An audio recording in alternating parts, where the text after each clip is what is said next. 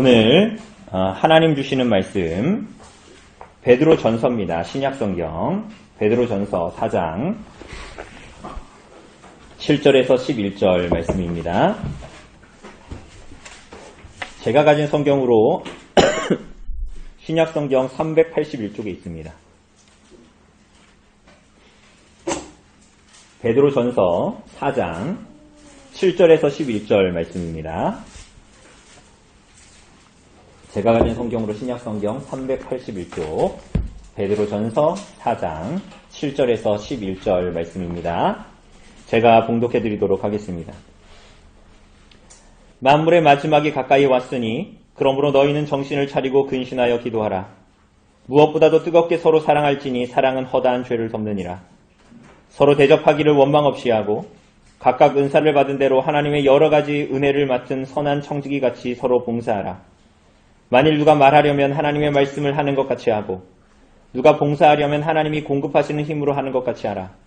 이는 범사에 예수 그리스도로 말미암아 하나님이 영광을 받으시게 하려 함이니 그에게 영광과 권능이 세세에 무궁하도록 있느니라. 아멘. 아멘. 오늘 사랑하는 여러분, 우리가 스가랴서의 8가지 환상 중에 이제 우리가 지난주에 4번째 환상을 봤고요. 이제 5번째 환상으로 중반을 넘어가기 전에 성전을 재건하는 이스라엘 백성들, 그리고 오늘 이곳에 모인 성령의 하나 되게 하신 것을 힘써 지키는 교회로 모여있는 우리가 어떻게 우리가 그것을 실현해낼 수 있는지, 구약의 백성들만이 아니라 오늘 신약의 백성들이 어떻게 그 일들을 감당할 수 있는지, 또 어떠한 방법으로 감당할 수 있는지 우리가 오늘 공동서신 중에 하나인 베드로 전서를 통해서 우리가 좀 살피려고 합니다.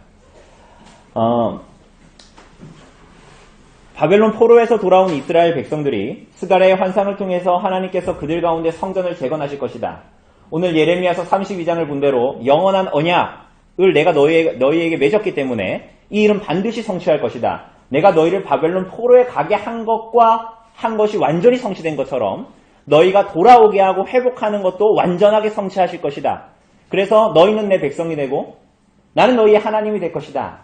라는 말씀을 주셨고, 그래서 바벨론 포로로 귀환한 이스라엘 백성들은 성전을 재건하도록, 그래서 하나님으로부터 스가랴의 환상을 통해서 위로와 격려를 받았습니다.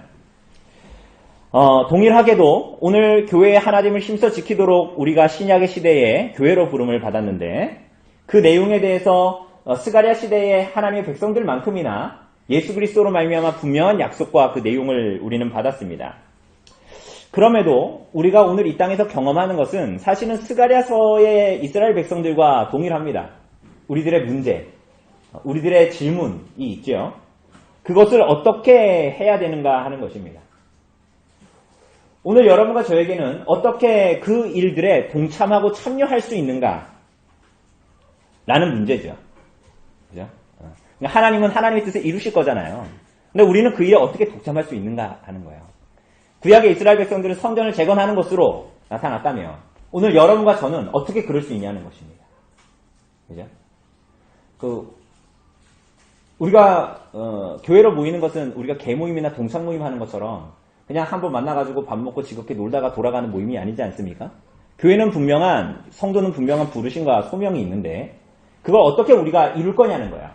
우리가 그것을 위해서 오늘 이 시간 모이지 않았습니까? 이 질문에 대해서 어떤 사람들은 이런 얘기를 합니다. 우리가 이 땅에 하나님 나라를 어떻게 건설하며 어떻게 회복할 것인가. 그러니까 이런 얘기하면 어떻습니까? 뜬구름 잡는 얘기겠죠. 하나님 나라? 하나님 나라도 뭔지 잘 모르겠고 하나님 나라를 건설한다? 하나님 나라를 회복한다? 이게 뭔지도 사실은 좀 어렵고, 그죠? 근데 사실 그렇게 거창할 필요도 없습니다. 아주 쉽게 얘기하자면 어떻게 살아갈 것인가 그 자체에 우리들의 해답이 달려있지가 않고, 사실은 아주 간단하게 얘기하면 어떻게 하나님 나라 들어갈 것인가. 그러니까 여러분과 제가 어떻게 천국에 들어갈 것인가 하는 질문에 대한 해답에 사실은 모든 것이 달려있습니다. 거창한 명제가 필요한 것이 아니라 여러분과 제가, 어떤 사람들은 이것을 보고 내세적인 신앙이다 라고 얘기할 수 있을지 모르나 사실은 우리는 분명한 내세를 가지고 있습니다. 그 분명한 내세를 가지고 있기 때문에 오늘 이 땅에서 우리가 하나님과 함께 동행하며 살 수가 있는 것입니다.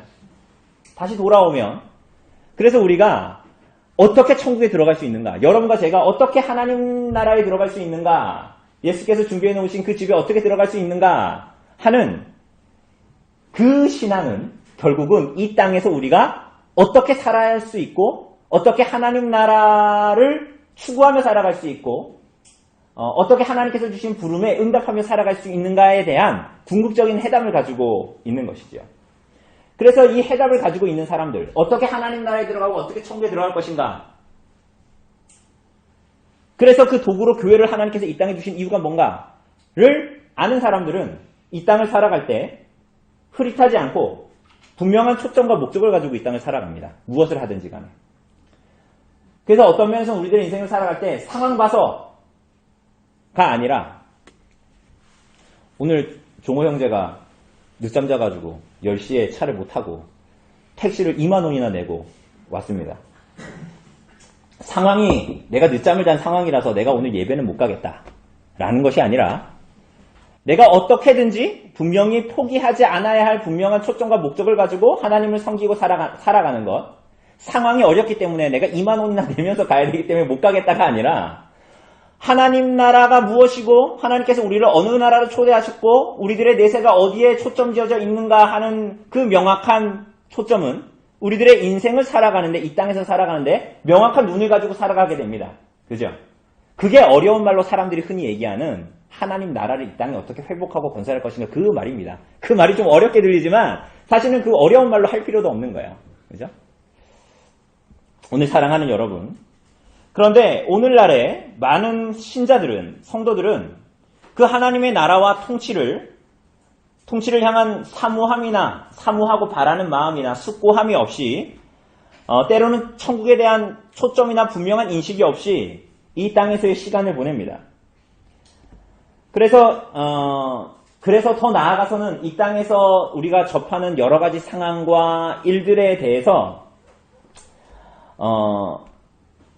그것을 어떻게 해석해야 되는지에 대한 감각, 계시 의존적인 사색이라는 게 또 어렵죠? 성경의 교훈에 잇된 생각들, 가치들, 사상들을 하려고 하지 않습니다. 그러니까 자꾸만 어떻게 돼요? 죄송합니다. 신앙이 가벼워지는 거야. 신앙이 얕아지고 조금 더 말하자면 신앙이 천박해지는 것입니다.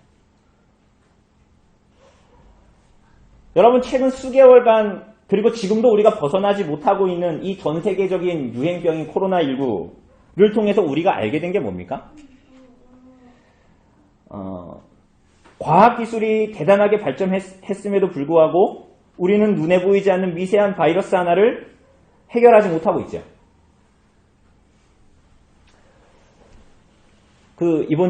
다들 알다시피 지난주에 제 아내가 맹장 수술을 하지 않았습니까? 충수돌기 제거 수술이라는 거.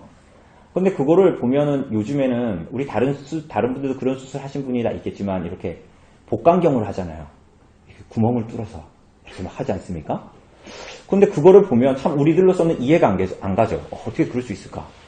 이렇게 배를 이렇게 찢어서 이렇게 보면서 해야 될 것 같은데 어떻게 그게 가능한가? 그런데도 그걸 다 해내잖아요. 그러니까 엄청난 의료적인 기술, 의학적인 발전과 과학적인 발전을 가지고 왔음에도 불구하고 우리가 그것을 경험하고 있지 않습니까? 여러분 옛날에 맹장에 걸려서 옛날에 조선시대에 맹장이 터졌으면 무슨 일이 벌어질까요? 그렇죠. 시름 앓다가 죽는 거예요. 그죠?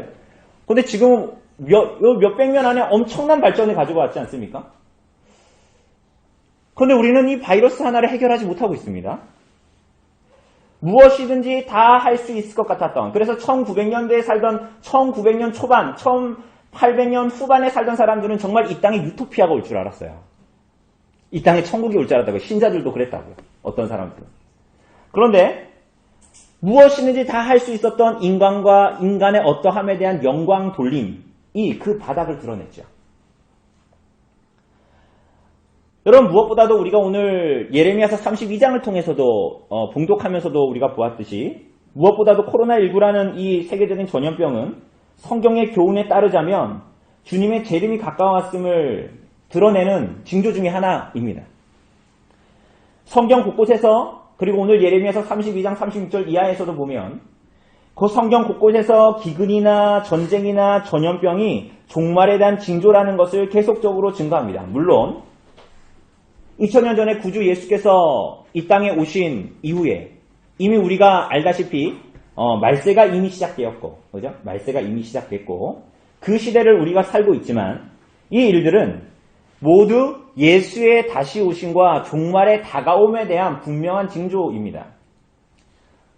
그러니까 우리가 이 시기에 마스크를 쓰고 어디를 가고 가지 않고 이런 일들 너무나 중요하지만 이 코로나19로 말미암아 우리가 겪게 되는 이 현재의 상황 속에서 천국을 바라보며 소망하며 살아가는 것, 그리고 성경의 교훈을 믿고 살아가는 모든 신자들은 그 이면의 일들, 그 코로나19 이면에 있는 일들, 그래서 우리가 스가랴서의 환상을 본 것처럼 이스라엘 백성들 눈앞에 보이는 그 앞에 있는 것들은 다 뭐예요? 성전이 황폐해졌고 성전을 짓지 못할 많은 이유와 원인들이 있고 그래서 우리들은 낙담하고, 그쵸? 코로나19처럼 그것이 우리들에게는 현실이잖아요. 그런데 스가랴의 환상은 뭘 얘기해 줍니까? 그 이면에 하나님께서 이 가운데 일하시는 것이 있기 때문에 이스라엘 백성들은 뭐를 붙들고 살아가는 거예요? 코로나19를 어떻게 대처할지를 그것만을 보면서 살아가는 것이 아니라 어떻게 하는 거예요? 그 이면에 하나님께서 그들에게 보여주신, 하나님의 백성들에게 보여주신 환상, 말씀, 교훈, 하나님의 섭리를 붙들고 그 이면을 해석하면서 이 땅을 살아가는 것이 신자와 교회들입니다. 그게 훨씬 더 중요하겠죠. 여러분, 더군다나 오늘 우리가 경험하고 있는 코로나19를 통해서 하나님께서 교회에 하시는 엄중한 경고들이 뭡니까? 여러분, 코로나19가 와서 여러분들이 하지 못한 게 뭡니까? 어떤 교회는 우리는 근근히 별 영향이 없을 것 같아서 근근히 했지만 예배로 함께 모이는 일들이 폐하여지고, 온라인으로 하지만 사실은 여러분 오늘 주보에 그래도 보면 온라인 때문에 예배를 못하는 사람들도 있어요. 그죠? 병원에 가서도 노인들은 그거 어떻게 하는지 잘 모르잖아요. 그것처럼 온라인을 어떻게 할 수 있겠습니까? 심지어는 목사가 인도하는 것처럼 어떻게 교회 예배를 집에서 할 수 있겠어요? 아무리 설교문을 준다고 해도 예배는 설교가 다가 아니잖아요. 우리가 하나님께 반응하죠. 기도하고 찬송도 하고. 코로나19를 통해서 교회가 받은 엄중한 경고가 뭡니까? 지금 많은 사람들은 온라인 예배가 가능하냐? 온라인 성찬이 가능하냐? 온라인 성찬 가능하다. 어떻게? 전날에 목사가 떡과 포도주를 떼서 토요일날 갖다 주고 주일날에 11시 집집에서 하면 된다. 온라인 예배나 온라인 성찬이 가능하냐 불가능하냐? 그런 얘기를 하고 있습니다. 그런데 사실은 그게 중요한 게 아니죠. 정말 우리가 이 상황에서 보아야 될 것이 뭡니까? 하나님께서 신이 교회에 복을 주시고자 베푸신 은혜의 수단들과 은혜의 방편들, 말씀과 성례와 기도, 설교와 세례와 성찬과 기도를 하나님께서 친히 막으신다라는 거예요. 섭리적으로. 이게 무슨 얘기입니까? 하나님께서 은혜의 방편들을 우리에게 복을 주시고자 허락하셨잖아요. 말씀, 성례, 기도. 그죠? 그런데 하나님께서 섭리적으로 코로나19라는 섭리로 그 은혜의 방편들, 하나님 백성들에게 복 주시고자 했던 하나님께서 친히 주셨던 수단들을 하나님께서 어떻게 하신 거예요? 막으신 거죠? 여러분, 이것은 오늘날 교회를 향한 분명한 경고요. 구주의 재림에 대한 징조라는 것, 구주 예수 그리스도의 다시 오심이 더욱 가까이 오고 있다는 것을 말해주는 분명한 징조입니다. 사랑하는 여러분, 이런 이유들 때문에 신자들은 종말에 대한 분명한 바른 신앙을 가져야 합니다. 더하여서 이 종말의 시대에 하나님께서 신자들에게 무엇을 원하시는가? 예수께서 승천하실 때 분명히 천사들이 너희가 본 대로 다시 그분이 오실 거다라는 약속을 붙들고 2000년의 교회를 지금 지내고 있는데, 그 예수의 재림이 언제 오실지 모르는 그 시대에 우리들을 어떻게 살아야 하는지, 어떻게 해야 하는지 바르게 붙들고 무엇을 믿고 살아가야 하는지를 우리들에게 말씀하시고 있는 것이죠.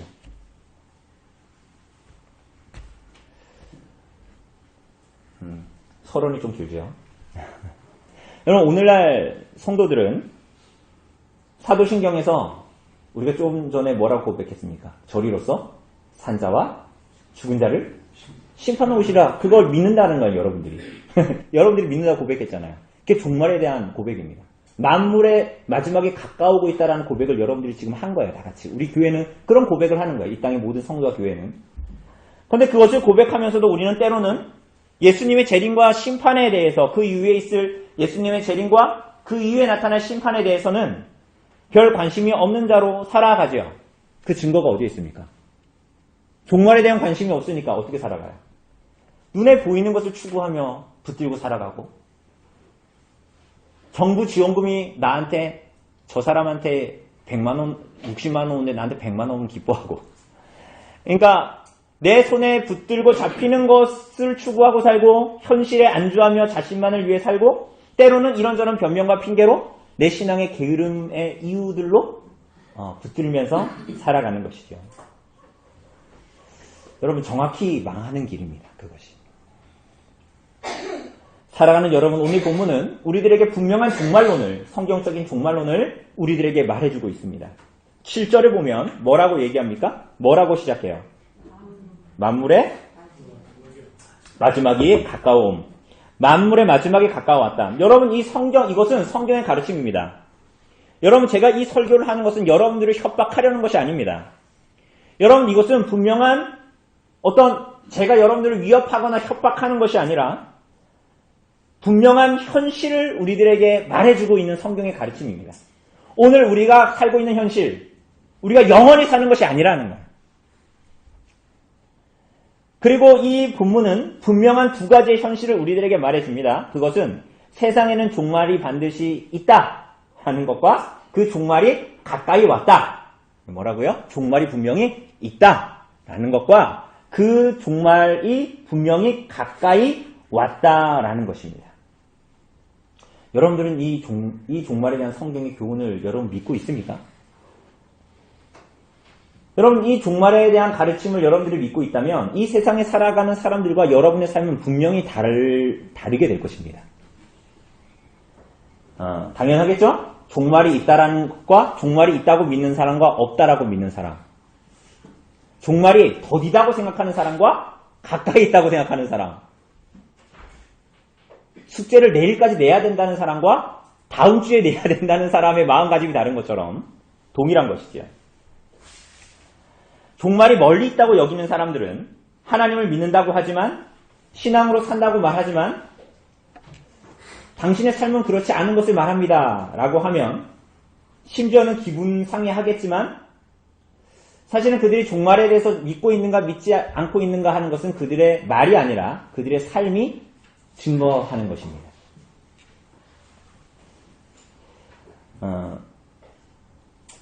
우리가 이제 보겠지만 그들이 그저 자기 자신을 사랑하고 자기의 뜻을 추구하고 자기의 목적을 추구하는 것에만 모든 삶이 몰두되어져 있다면 그가 하는 말과 상관없이 저리로서 산자와 죽은 자를 심판하러 오실 것입니다 라고 우리들이 아무리 말을 해봤자 그 말과 아무런 상관없이 그는 종말을 믿지 않는 자이겠지요.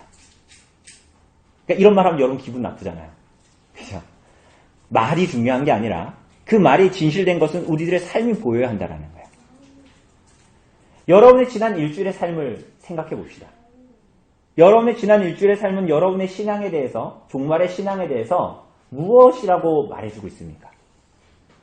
여러분의 인생의 시간들은, 그 안에서 여러분들의 지난 일주일간의 선택과 판단들은 여러분이 신자라고 말해주던가요? 불신자와 동일하다고 말해주던가요?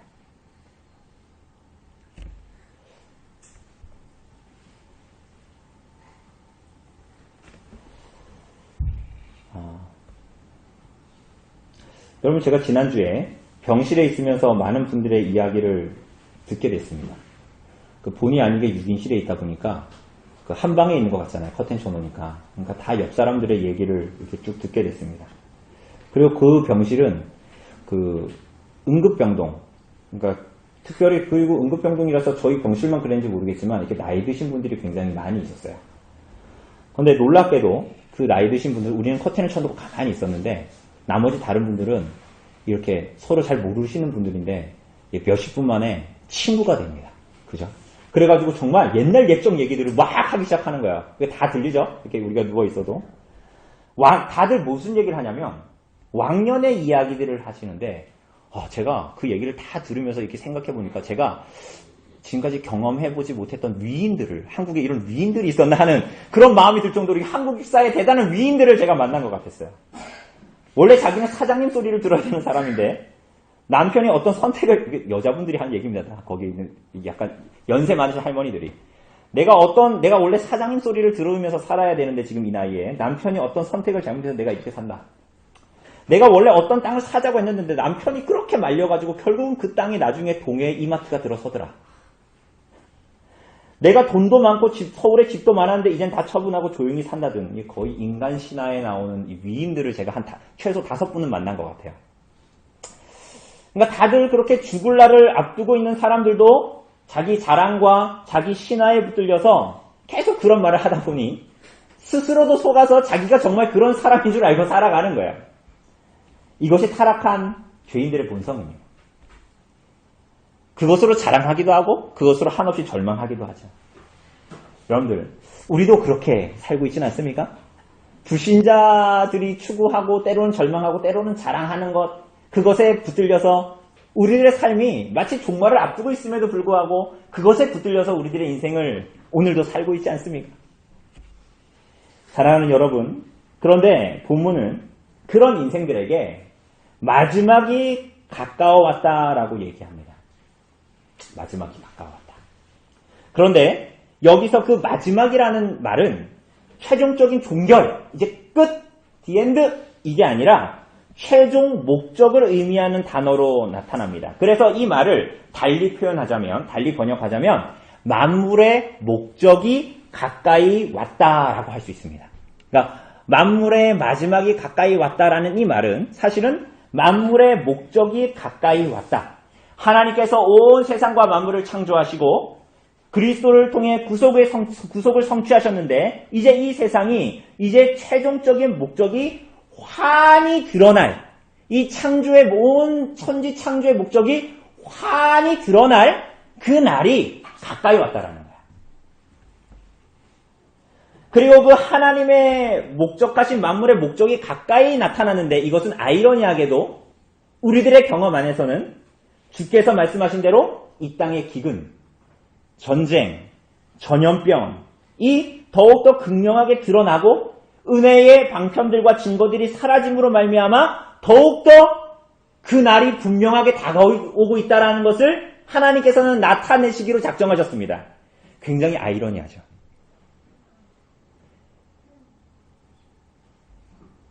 따라서 신자들은 세상의 마지막이 가까워왔고 만물의 목적이 가까워왔다라는 이 하나님의 말씀 앞에 반드시 무언가를 결단하는 삶을 살아갈 수밖에 없게 됩니다.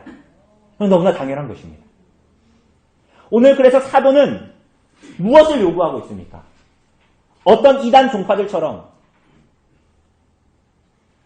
세상을 다 등지고 직업 다 버리고 우리 교회 안에 들어와서 공동생활 하자고 하는 그렇게 사도가 말하나요?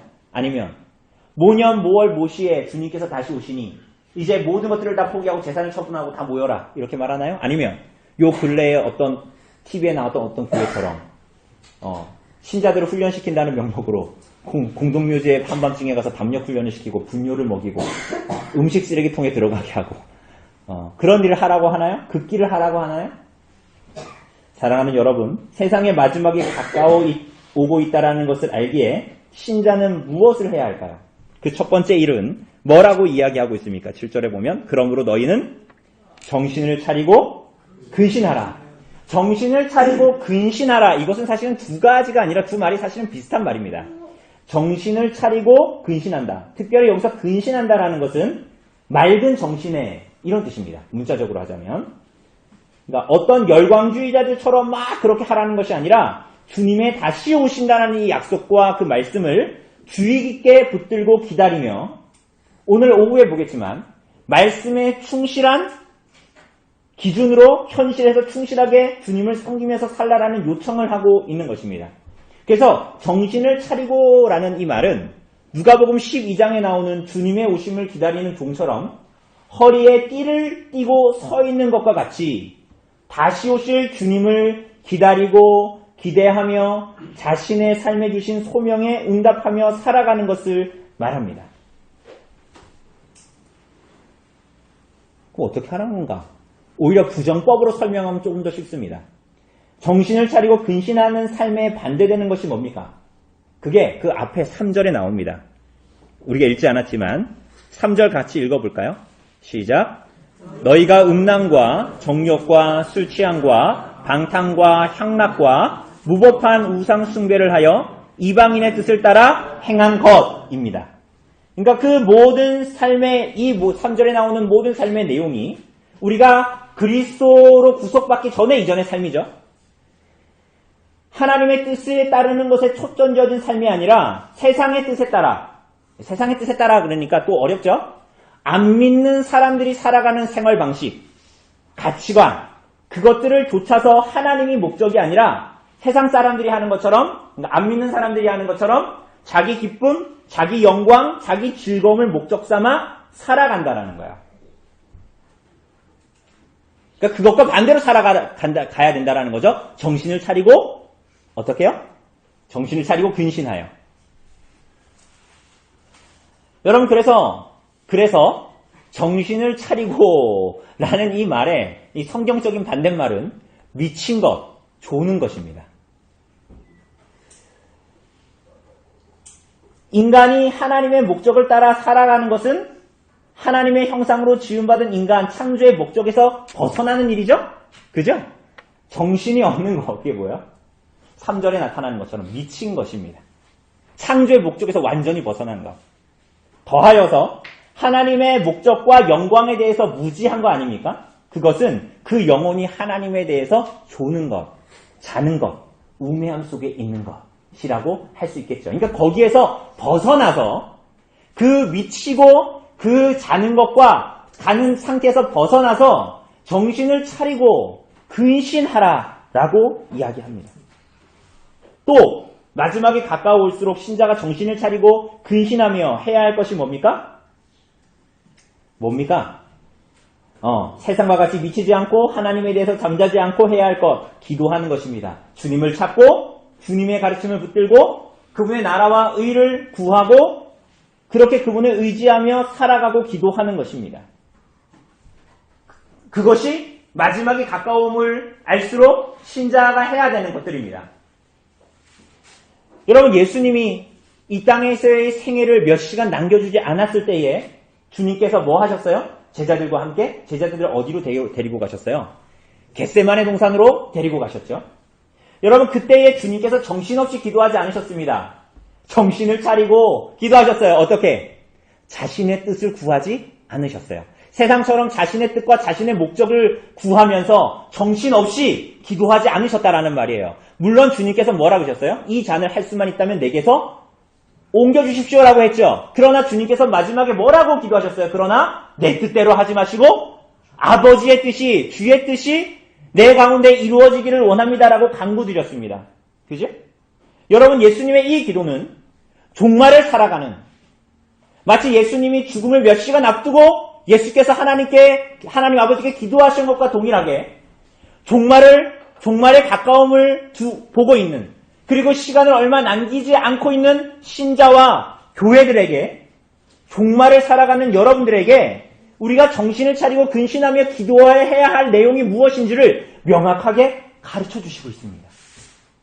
자신의 기쁨과 즐거움과 영광에 미쳐서 하나님의 영광에 대해서는 잠자고 있는 세상에서 이 마지막 때에 세상 사람들과 동일한 삶의 맥락을 가지고 살아갈 것이 아니오, 그들의 생활 방식과 같이 그저 장가들고 시집가고 먹고 마시고 하는 것에 붙들려 살아갈 것이 아니오, 주의 나라와 주의 의를 구하면서 그 아버지의 뜻을 구하면서 이 종말로 치닫고 있는 현실을 살아가도록 여러분과 저를 부르신 것입니다.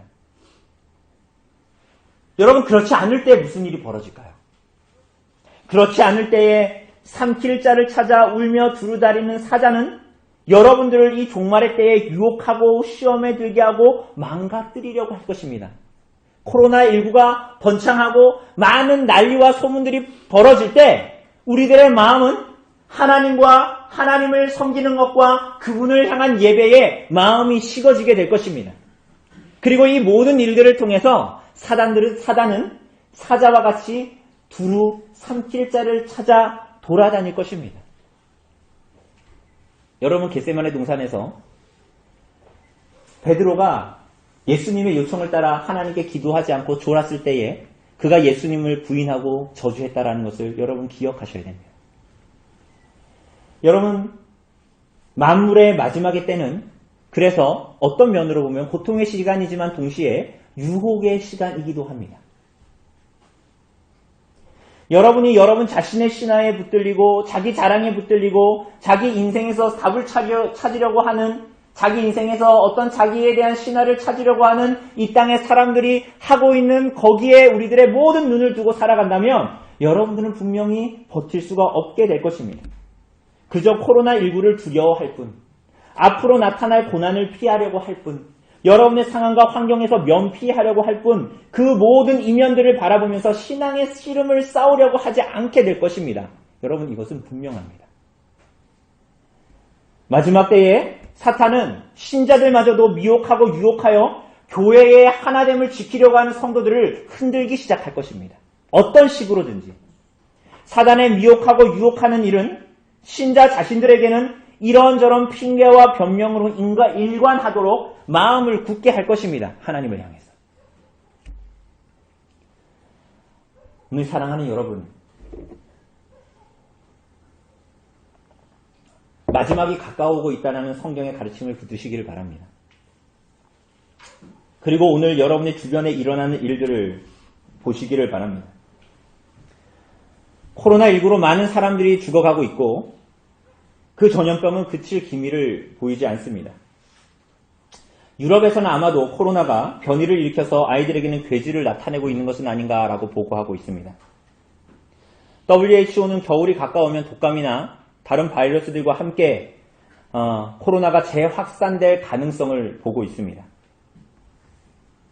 흑인들은 무슨 이유에서인지 모르겠지만 이 바이러스에 더 취약한 반응을 보이고 있고, 아프리카에 있는 사람들은 여러 가지 요인들 때문에 돈도 없고 병원 시설도 안 돼 있고 깨끗한 물도 없기 때문에 더 많은 사람들이 죽어나갈 것으로 보여집니다.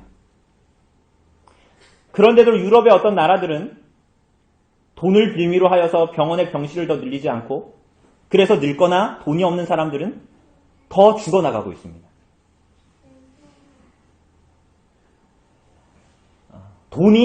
사람이 알아서 사람들을 돌볼 것이라고 생각했던 그들의 모든 가치가 허물어지고 있고, 결국은 대단한 것으로 자랑했던 유럽과 서구의 문명들은 죄인들의 민낯을, 자기 자신들의 죄인의 민낯을 똑똑히 보고 있습니다.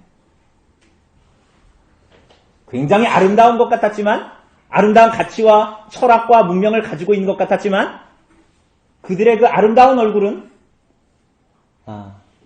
아름답게 화장을 몇 겹을 덧칠해서 아름답게 자신의 얼굴을 만들어버린 창기의 민낯과 다를 바가 없다라는 것을 드러내고 있습니다.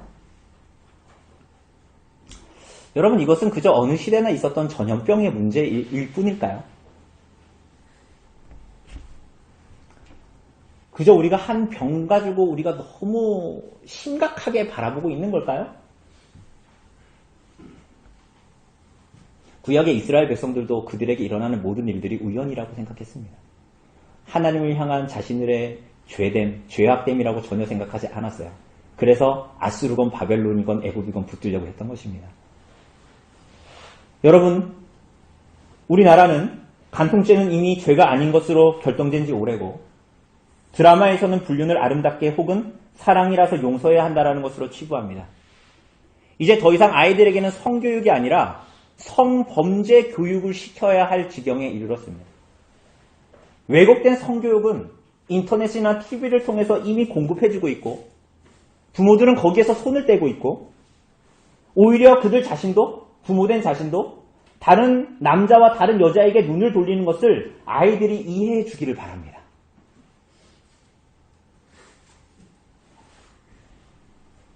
여러분, 교회는 간통죄가 폐지될 때는 아무 말도 하지 않다가 동성애에는 무지막지한 반대를 하죠? 여러분, 이 말은 제가 동성애가 죄가 아니라는 말을 하는 것이 아닙니다. 동성애는 죄죠. 이것은 더 따로 다뤄야 될 주제인데, 제가 말하고자 하는 것은 왜 동성애는 교회가 그렇게 반대하면서 간통죄가 폐지될 때는 왜 침묵하고 있었냐는 거예요. 왜 그랬을까요? 자기가 간통을 하고 있기 때문에. 교회에 있는 수많은 사람들이 간통죄를 저지르기 때문에 자기 죄에 대해서는 눈 감고 불편한 거야. 바리새인 같은 거죠. 자신들이 독사의 자식들로 살고 있기 때문에 간통죄 폐지를 거기에 대해서 손을 들지 않은 거예요. 여러분, 이 모든 일들이 다 뭘 말하는 것입니까? 코로나19 이전에 우리 안에 있었던, 교회 안에 있었던, 그리고 교회의 흐름들, 성도들의 가치, 이 모든 것들, 그리고 그 이후에 나타나는 많은 일들은 대체 무엇을 말하고 있습니까? 주의 심판이 주의 집에서부터 나타날 것인데, 그리고 모든 은혜의 수단들마저도 하나님께서 거두신다면 그 날이 가까워오는 수많은 증거들 앞에 우리는 어떻게 살아야 할까요? 마지막이 가까워오고 있는 이 때에 어떻게 살아야 할까요? 사도는 그저 왜곡된 사랑만이 가득하고 자기 자랑과 자기 목적과 자기 즐거움에 도취되어 있는 세상에서 이 마지막 때에 성도들에게 무엇을 권면하고 있습니까? 8절을 보면 뭐라고 얘기합니까? 무엇보다도 뜨겁게 서로 사랑할지니, 여기서 보면 다른 무엇보다 열심히 뜨겁게 서로 사랑하라.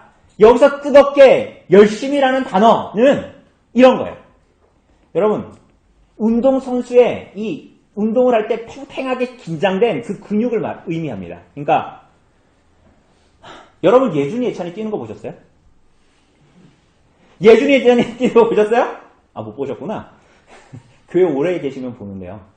뒤꿈치를 들고, 항상 뒤꿈치를 들고 뜁니다. 이게 아파트에 살아서가 아닙니다. 항상 뒤꿈치를 들고 팽팽한 긴장된 근육을 가지고 뛰어다닙니다. 그리고 어떻게 해요? 가슴은 이렇게 뛰지 않아요. 제가 이번 병원에 있으면서 기현 형제가 우연히 병원에서 바빠가지고 뛰어가는 모습을 저만 우연찮게, 기현 형제는 저를 못 보고 저만 봤는데, 예찬이 예준이 뛰어가는 거랑 똑같습니다. 뒤꿈치는 들지 않을지 잘 모르겠지만 앞가슴을 앞으로 딱 내밀면서 마치 결승점 골인점이 앞에 있는 것처럼 와 이렇게 뜁니다. 여러분, 그 의미예요. 이제 지금 다른 무엇보다도 열심히 뜨겁게 사랑하다라는 것은 마치 결승점을 앞에, 골인 지점을 앞에 둔 사람이 그 긴장된 근육을 가지고 뛰어나가는 것처럼 사랑하라는 거예요. 그런데 그 사랑이, 그 뜨겁고 열심히 있는 사랑이 누구를 향한 사랑이에요? 여러분, 다른 사람이나 이웃을 향한 사랑이라기보다는 서로 간의 사랑, 성도 간의 사랑이 1순위입니다. 그러니까 구약의 성경에도 율법도 동일한 것을 말합니다. 살피지 않았지만 베드로전서 1장 22절을 보면 사도는 너희가 진리를 순종함으로 너희 영혼을 깨끗이 하여 거짓이 없이 형제를 사랑하기에 이르렀으니 마음으로 피차 사랑하라. 마음으로 뜨겁게 피차 사랑하라. 이렇게 말합니다. 동일한 말을 하고 있죠? 여러분, 마지막 날이 가까워오고 있다는 증거들이 세상과 교회에 더욱 진하게 나타날 때 어떻게 해야 합니까? 두려워하고 문을 걸어 잠그고 이제 내가 살 바를 살아야 되겠다. 비상식량을 걸어놔야 되겠다. 비상식량으로 전투식량을 많이 둬야 되겠다. 그게 아니라 어떻게 하라고요? 서로 뜨겁게 사랑하라. 여러분, 이 사랑은 그냥 단순한 감정이 아닙니다. 여러분, 대부분의 사람들은 사랑이 감정, 흥분이라고 생각하죠. 여러분, 그러나 사랑이 순전히 감정만의 문제라면 예수께서 원수까지도 사랑하라, 형제를 70번에 7번이라도 용서하라 라는 말이 우리들은 지킬 수가 없는 것이 되겠죠. 그죠? 여러분, 얼굴만 보아도 싫은 사람을 감정적으로 어떻게 사랑할 수 있습니까? 여러분, 사랑은 감정과 흥분뿐만이 아니라 의지의 행동입니다. 여러분이 하나님 앞에 사랑받지 못할 만한 죄인이었다는 것을 기억하십시오. 하나님이 여러분들을, 죄지은 여러분들을 감정적으로 사랑했기 때문에 여러분들을 구원하신 것이 아니라는 것을 여러분 기억하십시오. 언약에 잇된 사랑입니다. 그런데 여러분은 어떻게 주의 사랑을 받게 되었는지를 잘 기억하시라는 말입니다. 여러분, 이것은 세상 사람들이 이해하고 있는 사랑, 왜곡된 사랑과 전혀 다른 사랑입니다.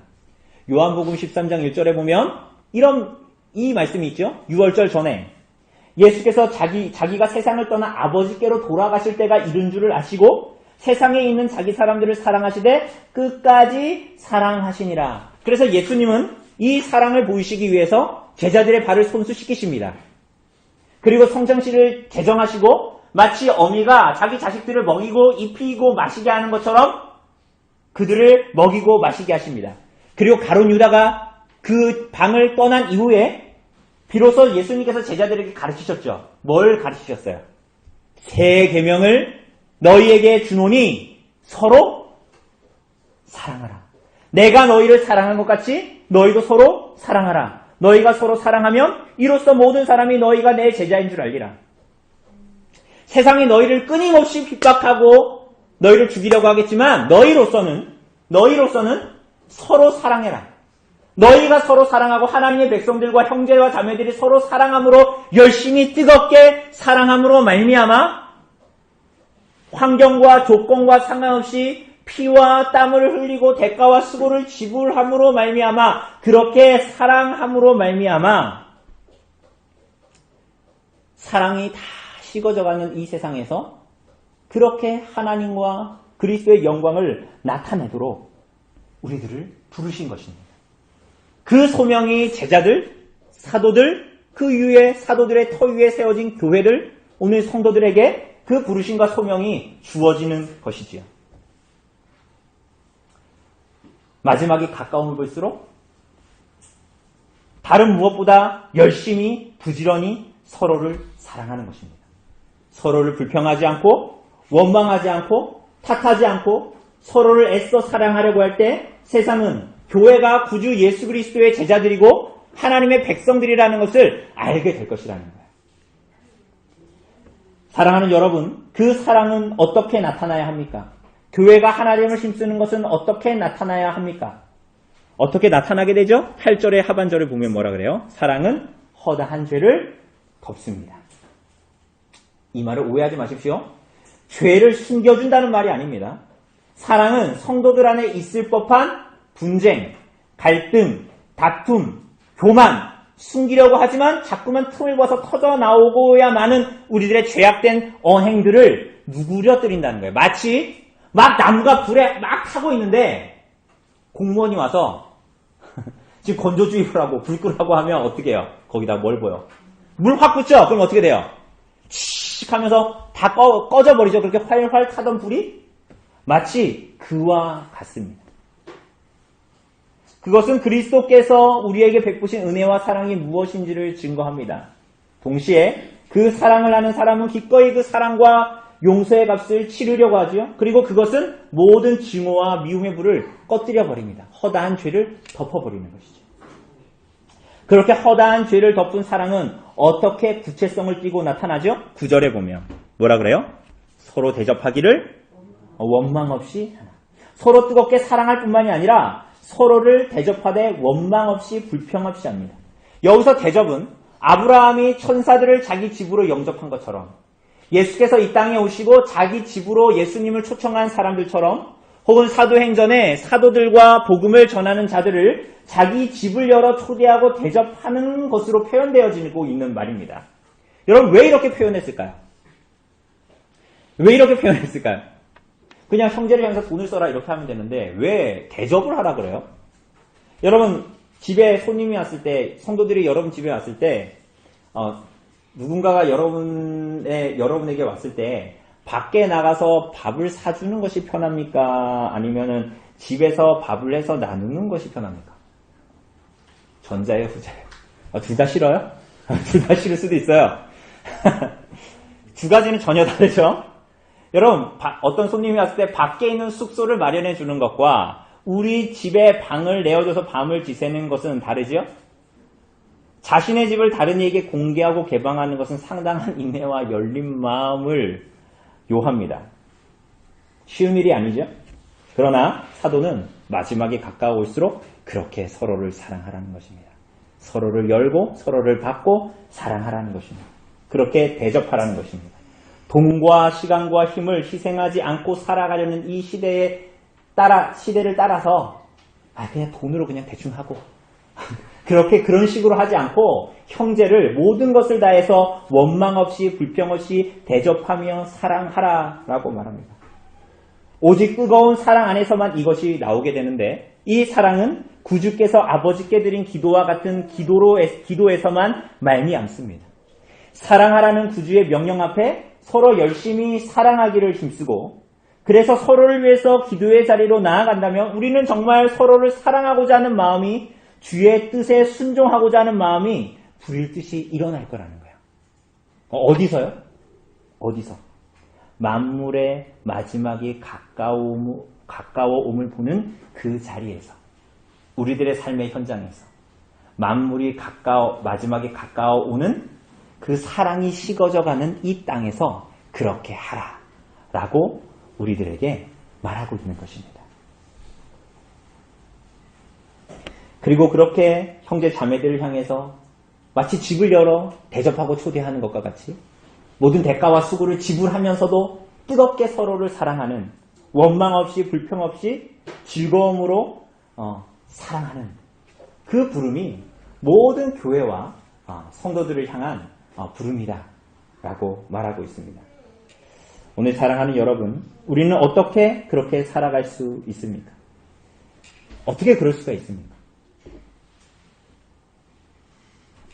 10절을 보면 이렇게 말합니다. 우리 같이 읽어볼까요? 10절 시작. 각각 은사를 받은 대로 여러 가지 은혜를 맡은 선한 청지기 같이 여러분 거의 불가능에 가까운 이 사랑을 우리는 어떻게 할 수 있을까요? 우리가 누군지를 알아야 하는 것입니다. 가능한 것입니다. 우리가 누구래요? 청지기입니다. 여러분에게 뭐가 있죠? 여러분에게 무엇이 있습니까? 여러분 그게 여러분이 가진 은사든 재능이든 돈이건 능력이건 그것은 여러분의 것이 아니죠. 마지막 날에 나타날 겁니다. 만물의 마지막 날에 나타날 거예요. 누구도 부인할 수 없이 나타날 겁니다. 뭐요? 여러분에게 주신 것만이 아니라 온 세상에 안 믿는 사람들도 가지고 있는 뭔가 능력들 그 모든 것들이 사실은 우리는 그래서 그 사람을 박수치잖아요. 저 사람은 정말 과학과 의학에 대단한 공헌을 한 대단히 훌륭한 사람이야. 정말 저 사람은 칭송받을 만해. 라고 한 그 모든 것들이 사실은 누구 거라는 거예요? 다 하나님 것일 뿐입니다.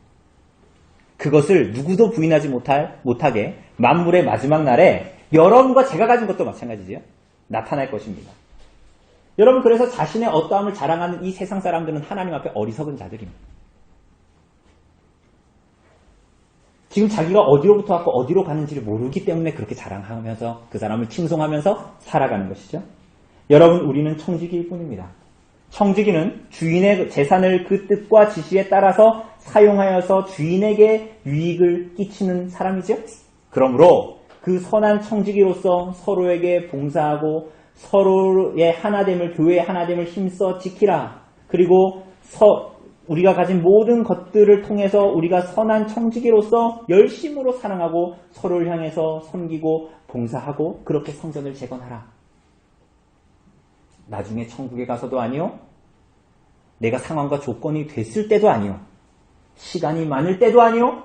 내가 언제가 돈을 많이 벌었을 때도 아닙니다. 오늘, 지금, 이 시간 하나님 앞에 그 다름질을 하라는 것입니다. 여러분, 여러분들이 힘써서 누군가를 사랑할 수 있을 것 같죠? 언제? 내 자식들이 중고등학교, 대학교 가면 혹은 내 직장이 좀 안정이 되면 내가 지금 9급인데 6급 정도 되면 여러분 절대로 그렇지 않죠?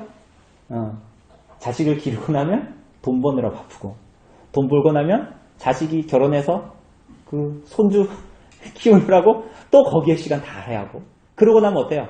아프죠? 아프니까 시간을 다 할애하고 그렇게 인생이 끝나는 거예요. 여러분 무언가 상황과 조건이 만족되었을 때 하나님을 향한 순종 부르심에 응답하겠다? 여러분 그런 인생은 이 땅에 아무도 없었고 역사상에도 없었고 앞으로도 없고 여러분의 생에도 그런 일은 없습니다.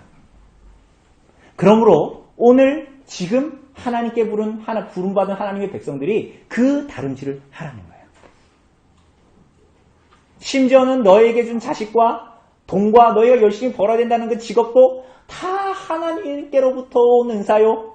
그것은 너희에게 청지기 일을 하라고 주신 것이기 때문에 그것을 기회 삼아 너의 인생을 살려고 하지 말고 주님께서 주신 대로 성전을 재건하고 교회의 하나됨을 힘써 다른 줄 하는 일에 서로를 뜨겁게 사랑하는 일에 모든 것을 쏟아 부으라는 거예요. 그 인생의 기회, 그 하나님의 일에 참여할 기회가 오늘 여러분과 저에게 주어진 것이지요. 여러분 오늘 본문의 마지막은 어떻게 마치고 있습니까? 하나님을 향한 송영으로 마치고 있습니다. 11절의 마지막에 보면 뭐라 그래요? 그에게 영광과 권능이 세세에 무궁하도록 있느니라. 주님께서 가주신 기도의 마지막도, 그래서 우리들의 기도의 마지막도, 여러분과 저의 모든 삶의 처음부터 마지막도 마찬가지입니다. 하나님의 영광이 모든 것의 목적이 되어야 하는 것이죠. 소요리 일문답처럼 우리들의 모든 생명과 삶을 들어 하나님을 영화롭게 하는 것이 우리들의 인생의 목적이 되어야 하고, 그런 하나님에 대한 송영이 우리들의 인생의 모든 것을 감싸야 하는 것입니다. 여러분들이 가지고 있는 직업, 여러분의 가정에서의 삶, 여러분들의 모든 관계가 하나님을 향한 송영이 되어야 하는 것입니다. 여러분, 만물의 마지막이 가까워오고 있습니다. 만물의 존재의 궁극적인 목적이 확연히 드러날 날이 가까이 오고 있습니다. 여러분은 그날을 고대하고 대망하면서 이 땅을 살아가고 있습니까? 그래서 여러분의 삶을 하나님을 향한 송영으로 여러분의 삶이 드러나고 있습니까? 마땅히 그래야 합니다.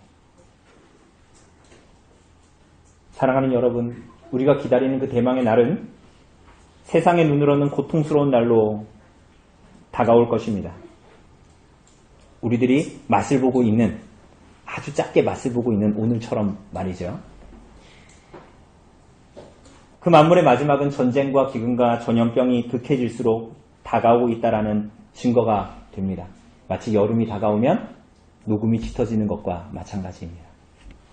그리고 그 마지막이 가까울수록 세상은 고통스럽고 자기 쾌락에 미쳐서, 그리고 자기만 살려고 몸부림치는 바람에 다 사랑이 식어지고,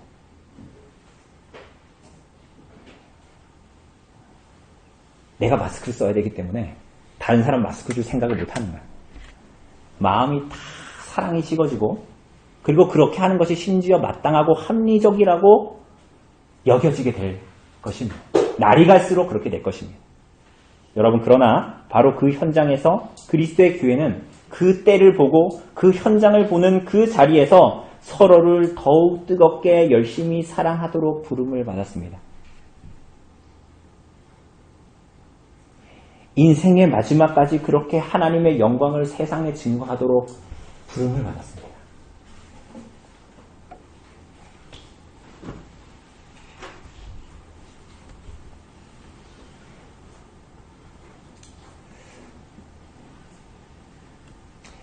교회 오빠라는 책 혹시 보셨어요?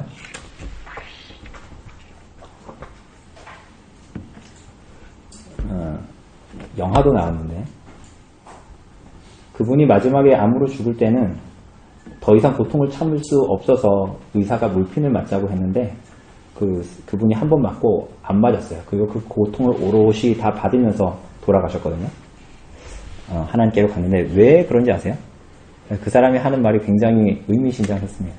몰핀을 맞으면 통증은 사라지는 것 같은데 하나님 말씀을 붙들 수가 없는 거야. 해롱거려서.